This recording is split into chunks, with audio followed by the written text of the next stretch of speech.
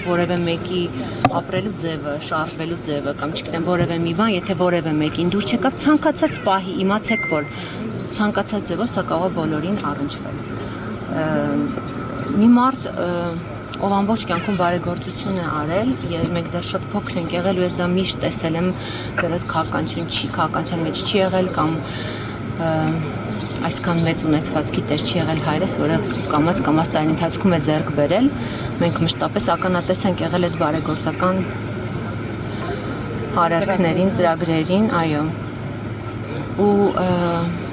հիմա նմանատիպ վարմունք, նմանատիպ պահվածքը ուղղակի աններելի է ու բարեգործի հետ նման կերպ վարվել, ձեռքերը շղթայած, տուն մտնել 13 ժամ, որևէ լուրջ բան չգտնել, երկրորդ անգամ նույն բանը կրկնել, մի անգամ էս ամեն ինչի միջով անցան, կալանավորեցին, տունը խուզարկեցին, հնարավոր ու անհնար միջոցներն օգտագործեցին, գործունեություն դադարեցին, գործաններ փակեցին, բացեցին, ինչ ասեք արեցին այս 8 տարվա ընթացքում որևէ հիմք, որևէ լուրջ բան չգտնելով, հիմա գալ ու գտնել ինչ որ կենդանիներ, որ մարդ տարիներ շարունակ պահել է կենդանիներին,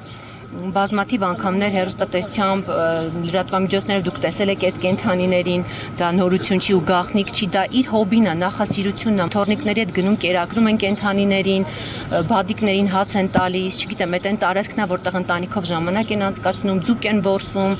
ու այդ ամեն ինչը հիմա տեսնել, նկատել ու կենդանիներին քնեցնել, տեղափոխել գազանանոց, որտեղ եղած կենդանիներին նորմալ չեն կարողանում պահել, թող մարդիկ տեսնեն ու եզրակացություններն իրենք անեն, ոչ մի բան ասելու չունենք, իսկ գիտեք դատելը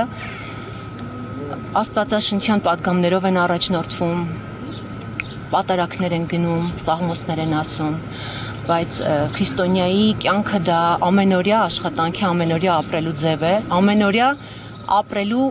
ոչ է, ապրելու կերպ է, չես կարող ուրիշ բան խոսել, ուրիշ բան անել։ Բոլորի դատավորը Աստված է, որ երկնքում նստած տեսնում է բոլորի արած գործերը